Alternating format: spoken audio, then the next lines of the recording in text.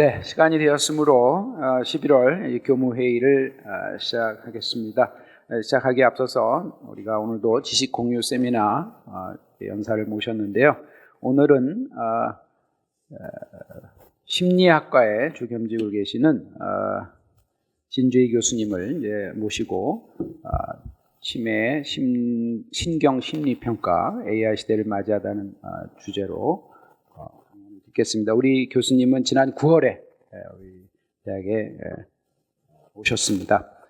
지금 경력을 이렇게 보시면 오랫동안 삼성 서울병원 신경과 부장으로 근무를 하셨었고, 그 다음에 성균관대학교나 연세대학교 등에서 오랫동안 또 교육 경력도 많이 쌓으셨습니다. 오늘 신경심리평가라는 주제로 강연을 해주실 때 여러분 또 이렇게 앞에 나오셨는데 뜨거운 박수로 맞이해 주시기 바랍니다. 예, 소개 감사드립니다. 저는 오늘 그 치매에 대한 얘기를 해볼까 합니다. 그리고 치매와 관련해서 우리가 꼭 알아야 되는, 그리고 한 번쯤은 겪어가야 되는 그 신경심리 평가에 대한 얘기를 해볼 텐데요. 사실 이 과정에서 제가 AI에 대해서 우리 한림대학교가 또 주력으로 밀고 있는 그런 연구 분야다 보니까 같이 생각을 하지 않을 수가 없었습니다. 자, 그래서 오늘 얘기는 일단 대한민국이 나이 들고 있다라는 부분부터 시작을 해보겠습니다. 사실 모두 아마 굉장히 많이 들어보셨을 겁니다. 그래서 진짜 우리 대한민국이 그 전체 65세 이상의 인구 비중이 14%만 넘어가면 벌써 이제 고령 사회라고 얘기를 하는데요. 우리나라가 14% 이상 넘어간 건 이미 한참 됐고, 벌써 19.2%. 그래서 19.2% 그리고 아마 내년쯤이 되면은 20%가 넘어가게 되면서 초고령 사회가 되는 거는 이제 시간 문제인 것 같습니다.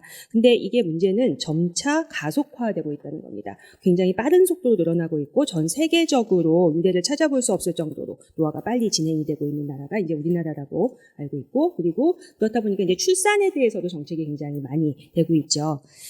사실 지역별로도 좀 살펴보게 되면은 강원도가 우리나라에서 탑은 아니지만 세 손가락 안에 들어가는 노인 인구가 굉장히 많은 그런 나라입니다. 그런 지역입니다. 근데 이제 나이가 많아지게 되면서 이제 걱정 중에 하나가 이제 건강 문제가 되겠는데요. 노년층에게 질문을 했을 때 가장 걱정이 되는 건강 문제 하나를 꼽으라고 하면 이제 치매 문제가 나옵니다. 이제 치매 환자도 고령 인구가 증가하게 되면서 같이 증가하는 그런 추세를 보이게 되고요. 혹시 여러분들께서는 지금 현재 우리나라의 치매 환자의 수가 어느 정도 된다고 알고 계실까요? 혹시 아시는 분 계실까요? 자, 65세 이상의 그 노인 인구 중에서 약 10%, 그러니까 10명 중에 1명 정도는 현재 지금 치매로 진단을 받고 있는 그런 상황입니다. 생각보다 꽤 많죠. 그리고 우리 현장에서 일상생활에서 굉장히 가깝게 느껴질 수 있는 부분이라고 생각을 합니다. 역시 노인 인구가 증가하다 보니까 치매 환자의 수는 조금씩 계속 늘어나고 있는 상황이 되겠고요. 일단 치매는 그 원인 질환들이 이제 여러 가지가 있을 수가 있을 텐데, 그 중에서도 가장 대표적인 것은 많이 들어보셨을 알츠하이머병이 되겠고 거의 75%에 이제 해당이 된다고 알려져 있고요. 그 이외에도 요즘 날씨가 갑자기 추워지면서 조심해야 되는 질환, 뇌혈관 질환이 될 텐데 뇌혈관 질환이 이제 그 뒤를 잇고 있습니다. 아무래도 알츠하이머병의 치매가 많은 포션을 차지하다 보니까 전체적으로 환자는 슬금슬금 조금씩 이제 나빠지는 그런 추세를 보이는 경우들이 굉장히 많고요. 그러다 보면은 이 중에서 어느 순간이 되면은 병원에 가서 내가 검사를 한번 받아봐야 되지 않을까, 내가 치매가 아닐까 이런 의심을 하고 이제 병원을 찾아오시게 됩니다. 자, 병원에 오시게 되면 이제 치매는 여러 가지 진단 절차를 통해서 진단이 되게 되는데요. 많이들 병원에 오신다 생각하시면은 뭐 MRI라든지 뭐 뇌 사진 이런 것들을 이제 생각을 하시게 될 텐데, 이런 혈액 검사 같은 그런 의학적인 검사들을 많이 생각하시게 될 텐데, 그거 이전에 이미 저희가 자세하게 환자에게 병력을 청취를 하고, 그리고 이 환자가 지금 현재 어느 정도의 인지 기능을 갖고 있고 어느 정도로 망가졌는지에 대한 것들이 반드시 평가가 돼야지 이제 치매 진단이 가능해집니다. 그래서 오늘 여러분들께 이제 말씀드리고자 하는 내용은 치매 환자를 평가하는 데 있어서 이 사람이 인지 기능이 얼마나 많이 망가졌는지를 평가를 하는 인지 기능에 대한 평가 부분을 말씀드리고자 합니다. 자, 먼저 인지 기능에 대한 평가는 지금 여기 사진으로 보시는 것처럼 이때까지 현재까지는 대부분 사람과 사람이 앉아서 종이에다가 연필을 가지고 문제를 푸는 형식으로 저희가 이루어졌었습니다. 국내에서는 여기 위에 보시는 세 가지 검사가 가장 많이 대표적으로 사용되고 있는 인지기능 평가 도구가 되겠고요. 사실 오늘 이 자리가 녹화가 돼서 유튜브에 올려지지 않는다고 했으면 제가 이 자리에서 여기 계신 교수님들과 함께 몇 가지 검사를 해볼 생각도 있었습니다. 근데 이게 그 윤리상 또 검사 문항에 노출이 되면 안 되는 그런 부분이 있어서 제가 안타깝게 마음을 접고 왔고요. 대신 오늘 이제 제 발표가 끝나고 내가 한 번쯤 검사를 이제 받아봐야 되지 않을까라고 생각되시는 분이 계시면 언제든지 개인적으로 연락을 주시면 제가 도와드리도록 하겠습니다. 자, 그 인지기능 평가라고 하면은 일단 우리 뇌 영역에 대해서 이제 골고루 평가를 하게 되는데요. 이제 전두엽 부분에서 이제 집행 기능, 그리고 이제 주정엽 부분에서 시공간 기능, 우리 후두엽에서 하는 시각 기능이나 기억력, 이제 기억력이 굉장히 중요하게 되겠죠. 그런 부분들을 이제 평가를 하게 됩니다. 자, 방금 전에 말씀드린 것처럼 이제 전통적인 평가 방식의 신경심리 검사들은 이렇게 두 명이 앉아가지고 오손도손 검사를 하는 방식들이었었는데, 이게 기술이 급격히 발전을 하게 되고 우리가 이제 휴대용 디지털 기기들도 많이 사용을 하게 되면서 이 검사의 방식들도 점차 우리가 발전해 나가고 있는 상황입니다. 그래서 컴퓨터를 이용하는 그런 검사들뿐만 아니라 요즘은 디지털 신경심리 검사라고 해서 PC나 스마트폰을 이용하는 검사들이 하나둘씩 개발이 되고 있고요. 이렇게 되게 된 이 배경에는 우리가 아까 알츠하이머병 같은 거 이제 슬금슬금 시작을 한다고 했으니까 아주 미묘한 차이부터도 우리가 잡아내겠다라고 하는 그런 의지가 포함이 돼서 그런 것들을 추적할 필요성이 증가되게 된 게 이제 한 가지 원인이 되겠고, 또 하나는 저희가 이제 코비드 19을 겪게 되면서 비대면으로 평가해야 되는 상황들이 자꾸 발생하게 됐습니다. 그래서 그 부분에 대한 요구들이 이제 반영이 되게 되면서 디지털 신경심리 검사가 많이 증가를 하고 있는 실정입니다. 자, 디지털로 신경심리 검사를 이렇게 타블렛 PC나 스마트폰을 이용해서 한다라고 하면은 일단 시간과 장소의 제약을 받지 않는다는 굉장히 큰 장점이 있습니다. 그리고 굉장히 대규모의 수검자를 대상으로 해서 동시에 시행을 할 수 있고 원격 검사를 할 수 있다는 그런 장점도 함께 갖게 됩니다. 그렇게 되면은 축적되는 데이터의 양도 사실은 굉장히 많아질 수가 있거든요. 그러다 보니까 그 데이터를 다루고 거기서 효율적인 그리고 정말 필요한 정보를 추출해내는 그런 과정에서 AI를 이용한 분석들이 요즘은 많이 시도가 되고 있는 상황입니다. 자, 그래서 오늘 디지털 신경심리 검사해서 이런 몇 가지의 이제 트렌드들을 말씀을 드리고자 하는데요. 첫 번째는 스마트폰을 이용해서 사용되고 있는 그런 검사들입니다. 사실 이 검사들이 상용화돼서 아직까지 나와서 많이 사용되고 있지는 않은데 그 이유에 대해서는 나중에 또 잠깐 설명을 드리겠지만 아직까지는 연구 베이스로 많이 사용이 되고 있다라고 알아주시면 좋을 것 같습니다. 일단 스마트폰을 이용한 인지기능 평가에서 가장 유명한 것 중에 하나는 하버드 메디컬 스쿨에서 사용을 하고 있는 브랜치라고 하는 검사입니다. 굉장히 이름을 잘 만들었다고 생각을 하는데요. 이 브랜치는 일단 기억력을 중심으로 해서 우리 알츠하이머 병의 원인이 되는 아밀로이드라고 하는 물질이 이제 쌓이게 되는데 그 물질이 쌓이는 정도와 관련성이 있는 그런 검사들을 가지고 선택을 한 그런 스마트폰 이용 검사입니다. 이거는 일상생활에서 커뮤니티에 살고 있는, 지역사회에 살고 있는 분들을 대상으로 하고 있고요. 그러다 보니까 리모트로 누군가가 봐주지 않고 슈퍼비전이 없는 상황에서 대상자는 이 검사를 시행을 하게 됩니다. 조금 더 미묘한 차이를 잘 잡아내고자 사실은 이 브랜치라는 검사는 요즘 단 한 번으로 시행을 하는 게 아니라 여러 날에 걸쳐서 시행을 하도록 대상자한테 소개를 합니다. 여러 날에 대해서 이제 시행을 하게 되면은 우리가 보통 같은 검사를 여러 번 하게 되면은 수행이 향상이 되게 되겠죠. 그거를 저희가 이제 연습 효과가 생긴다라고 얘기를 하는데, 사실 연습 효과가 생기는 거는 정상적인 부분입니다. 근데 이 연습 효과가 생기지 않는 것이 이 인지 기능에 실제로 문제가 있는 분들이 그런 양상을 보이게 되고요. 약 일주일 중에서 4일 정도가 지나면은 벌써 그 차이가 나타나게 된다고 합니다. 자, 그 이외에도 또 스마트폰을 이용해서 하는 이 Ecological Momentary Assessment라고 하는 부분이 있는데요. 자, 이 부분은 사실 일주일간 검사를 한다고 할지라도 같은 시간대, 비슷한 시간대에 한 번씩 검사를 하는 게 아니라 아주 짧은 성태의 검사를 하루에도 여러 번 시키게 됩니다. 그렇게 되면 내가 오늘 아침에 사실은 기분이 나빠서 검사를 못했어.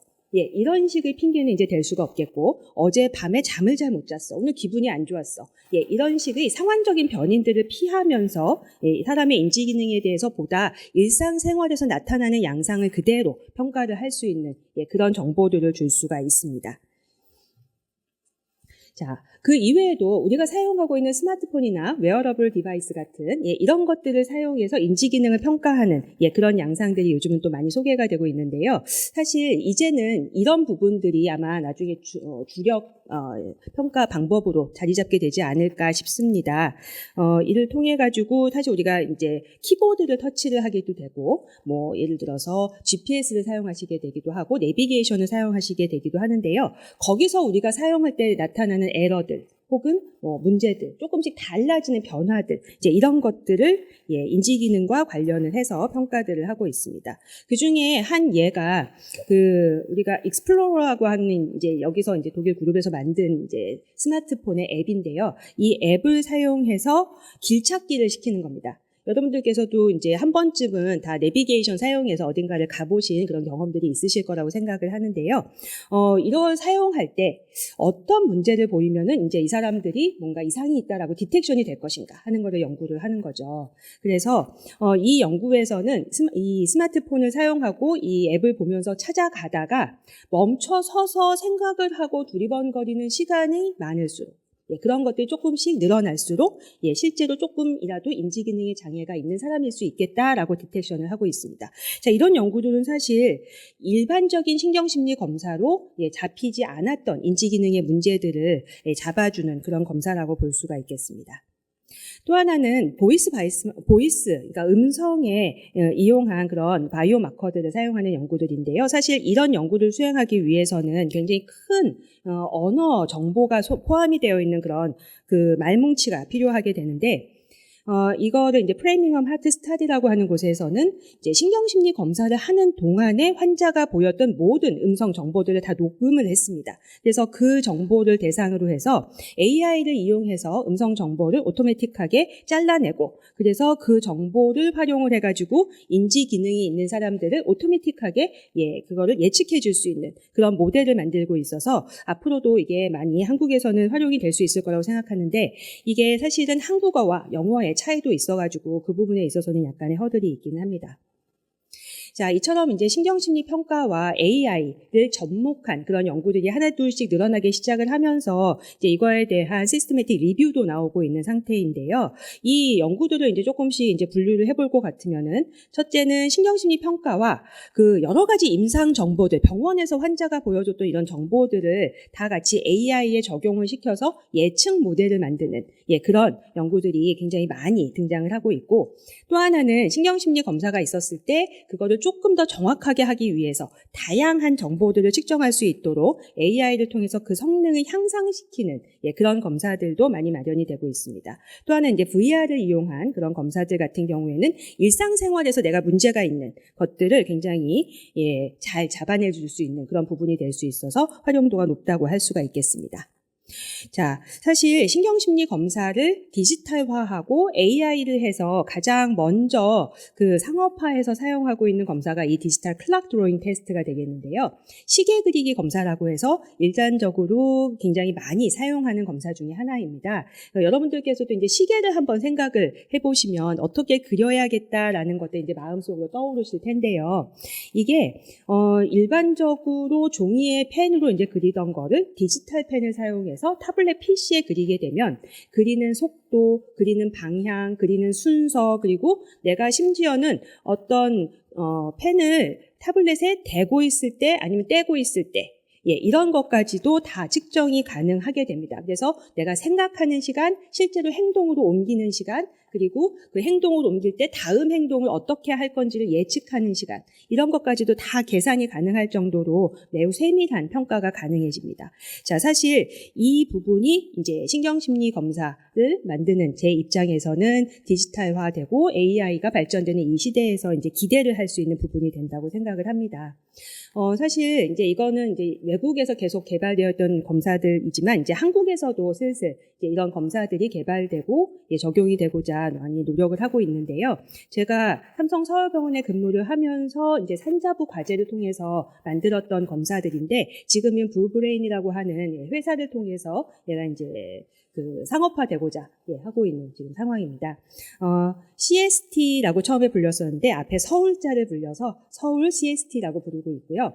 서울자를 붙이게 된 경우는 이제 지역의 이름을 붙이는 것들이 보통 일반적이어서 그렇습니다. 자, 이 CST는 일단 그 타블렛으로 시행이 되는 검사가 되겠습니다. 제가 여기서 이거를 사실 시행을 한번 해보고 싶었는데요. 여러분들께서 좀 부담이 되실 수도 있고, 그리고 제가 이 검사 문항을 노출을 하면 일단은 좀 어려울 것 같아서, 제가 여기서는 일단 스킵을 하겠습니다.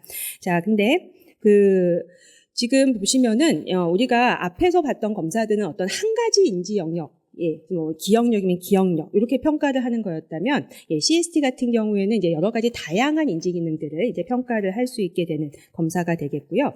그리고 약 시행 시간이 30분 정도가 걸리게 됩니다. 빠르면 20분에서 30분. 근데 보통 지필 검사를 시행하게 되면 1시간 반 정도의 시간을 소요한다고 저희가 보통 생각을 하거든요. 그거에 비하면 검사 시간이 굉장히 단축이 될 수 있고 검사 인력을 또 단축시킬 수 있는 그런 장점이 있습니다.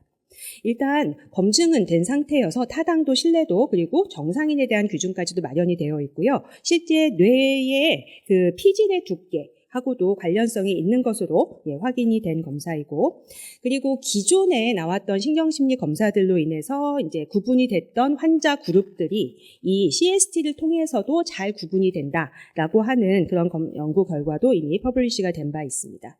사실 이 연구 결과만 봐서는 잘 감이 와닿지 않아서 제가 사례를 본 적이 있는데요.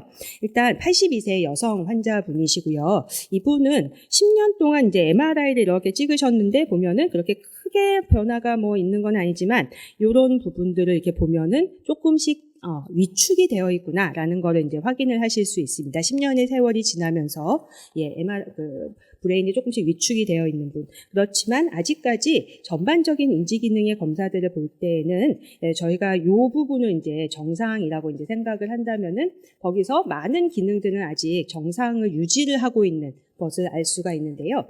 한 가지 안타까운 것은 보면은 전두엽과 집행 기능 부분에서 조금씩 떨어지는 양상을 좀 보이고 계시죠? 이분이 상대적으로. 근데 이거는 이제 우리가 전통적으로 알고 있는 신경심리 평가를 사용을 했을 때 나왔던 검사 결과인데 저희가 CST를 사용했을 때에도 동일한 검사 결과를 얻을 수가 있었습니다. 이렇게 전두엽 기능 쪽만 떨어지는 것을 확인할 수 있어서 제가 이걸 보면서 디지털 검사가 앞으로도 많이 활용될 수 있는 그런 현장이 앞으로 마련이 되겠구나라는 생각을 많이 하게 됐습니다.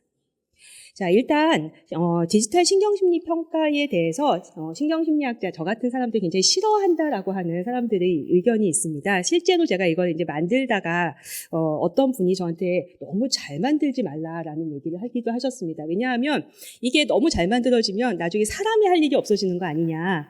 이런 얘기를 하셔서 신경심리학자들이 진짜 신경심리 평가를 싫어한다. 이런 얘기가 나오기도 했는데요. 근데 사실 신경심리학자들은 싫어하는 게 아니라 훨씬 더 높은 수준을 요구한다라고 생각을 하시면 되겠습니다. 그래서 디지털 신경심리 평가가 갖춰야 될 요건에서 기존의 사람과 종이를 이용해서 하던 그런 검사 방식으로 밝힐 수 있었던 문제 말고 훨씬 더 미묘하고 작지만 의미가 있는 그런 문제들을 밝힐 수 있는 검사 요건을 갖춰야 된다는 것이고 최종 테스트 점수만 의지를 하는 것이 아니라 이 과제를 풀어나가는 과정에서 어떤 환자가 행동을 보였는가라는 것을 보여줄 수 있는 이런 질적 접근 방식의 그런 과정들이 점수화되고 해석될 수 있는 그런 검사가 앞으로 더 개발이 되어야겠다라는 것이 이제 신경심리학자들의 바람입니다. 자, 근데 아직까지는 허들이 좀 있습니다. 이 신경심리 평가를 하는 데 있어서 일단은 기계가 그 핸드폰을 사용한다고 하지만 여러분들도 다 다른 종류의 핸드폰을 사용하고 계시고 어떤 분은 또 업데이트를 하셨고 안 했고 이런 부분에 있어서 수행 구동되는 데 좀 차이가 있을 수 있습니다. 그러면 아주 미묘한 차이를 찾아내는 데 있어서는 좀 문제가 되는 수가 있겠죠. 그리고 빠르게 기술이 발전을 하다 보니까 2020년에 샀는데도 벌써 구식 핸드폰 같은 느낌을 받을 수가 있죠. 실제로 구현을 하는 데 있어서는 이렇게 기술이 자꾸 발전을 하는 게 허들로 작용을 하기도 합니다. 그리고 이런 디지털 신경심리 평가가 사실 신뢰도나 타당도, 규준 이런 것들을 잘 갖추어야 할 텐데 그렇지 못한 경우들도 굉장히 많이 있고요. 그리고 기계가 검사를 같이 하다 보니까 어쩔 때 약간의 실수로 인해서 이게 내 기능이 아닌데 잘못하는 경우도 있지 않겠습니까? 근데 그런 데에 대해서 다시 그 두 번째 기회를 제공하는 것이 좀 어려울 수 있습니다. 예, 그리고 이제 디지털 문맹이나 디지털 기기가 익숙하지 않으신 분들에 대해서는 이게 사용하기가 좀 어렵게 되겠고, 이거를 어디다가 정보를 저장하느냐, 그리고 사생활 보호의 문제, 이런 것들이 허들이 될 수가 있겠고, 하다 보면은 검사 배터리가 나가는 수가 있습니다. 이제 그런 것들도 소소하지만 문제로 작용을 하는 부분들이 되겠습니다. 자, 사실 이제 제가 말씀드린 부분은 앞에까지고요. 이제 앞으로 이제 제가 현재 진행하고 있는 연구들도 얘기를 해달라고 하셔서 가지고 나오게 됐는데, 사실 저는 삼성 서울병원에서 오래 근무를 하다 보니까 거기서 이제 연구를 하던 것들이 이제 계속 남아 있는 상태이기는 합니다. 그 중에 하나가 이 Minimal Clinically Important Difference라고 해가지고 환자가 조금씩 나빠지게 되는데 어느 정도 나빠져야지 이게 진짜 임상적으로 의미가 있게 나빠진 것이냐 라는 거를 판단하는 기준이 사람들이 많이 헷갈려 하거든요. 그리고 보호자나 환자한테 그걸 설명할 때도 이가 필요합니다. 이게 왜 문제가 나오게 됐냐 하면은 최근에 알츠하이머병에 대한 치료제가 나오게 됐습니다. 이게 굉장히 초기에 작용을 할 수 있는 치료제인데요. 이 치료제를 이제 5월에 허가가 됐고 식약처에서 이제 11월부터 사용이 되는 걸로 알고 있는데, 이거를 맞았을 때 환자나 보호자분들이 궁금해하시지 않겠습니까? 의사분들도 마찬가지시죠. 어느 정도 이 사람이 효과가 있는지를 검사해서 확인하고 싶으신 거죠. 근데 그런 것들이 아직까지 잘 기준이 마련되어 있지는 않아서 이 부분에 대해서 지금 연구를 진행을 하고 있고요. 아밀로이드가 쌓여 있는지를 보여주는 아밀로이드 펫과 2회 이상의 신경심리 검사를 한 약 3,000명의 환자를 대상으로 지금 연구를 진행 중입니다. 그리고 또 하나는 아까 말씀드렸던 CST, 서울 CST를 조금 더 압축해서 조금 더 예민한 검사로 만들고자 하는 거를 뷰브레인과 삼성서울병원 그리고 서울대학교 병원과 함께 진행 중이고요. 그리고 향후에는 그럼 어떻게 하고 싶으냐 하는 얘기도 해달라고 하셨는데, 아직 2개월밖에 안 돼서 제가 여기 부임한 지 앞으로 융합 연구를 어떻게 해나갈지에 대해서는 좀 고민이 많은 상태이기는 합니다. 근데 일단 서울 CST 같은 경우에는 얘를 AI 접목해서 기술 고도화하는 연구는 지금 좀 구체적으로 진행이 좀 되고 있는 상태고요. 사실 얼마 전에 한림대학교 의료원 데이터를 이용을 해가지고 연구를 하는 부분에 대해서 굉장히 많이 인커리지를 해주셨는데, 저 역시 이런 데이터들을 이용해서 훌륭한 그런 앱 베이스드의 디지털 코그니티브 어세스먼트를 의료원과 함께 만들고 싶은 생각이 있습니다. 그리고 사실 제가 오늘 아침에 이제 기사를 보게 됐는데요. 한림대 의료원에서 또 비대면 화상 상담 서비스를 하신다는 기사를 제가 봤는데, 이런 비대면 상담 서비스를 통해서도 인지기능에 대한 평가들도 같이 할 수 있는 그런 기회를 접목시키면 어떨까 하는 생각을 했습니다. 그리고 이제 궁극적으로 저희 학교가 이제 글로컬 사업을 하고 있는 상태인데, 지역사회에 그럼 어떤 기여를 할 수 있을까라는 생각을 해봤을 때, 사실 지금 치매에 대한 여러 가지 지역사회 접근들이 굉장히 노년층에 맞춰져 있는 것이 현실입니다. 근데 이게 아까처럼 이렇게 슬슬 나빠지는 병이라고 할 것 같으면은 저는 중년층부터 이 초점을 맞춰서 프리벤션을 시작을 해야 된다고 생각을 합니다. 특히 이 중년기부터 전두엽 기능이라고 해서 우리가 머리를 많이 써야 되는 그런 기능들이 조금씩 나빠지기 시작을 합니다. 그래서 여기에 계신 많은 선생님들, 교수님들께서도 그리고 저를 포함해서 이런 부분들에 대해서 조금씩 느끼고 계시지 않을까라고 생각을 하는데요. 지금부터 프리벤션에 들어가는 그런 프로그램들을 개발하고 시행을 하는 것을 목표로 하고 있습니다. 자, 제가 준비한 것은 여기까지입니다. 경청해 주셔서 감사합니다.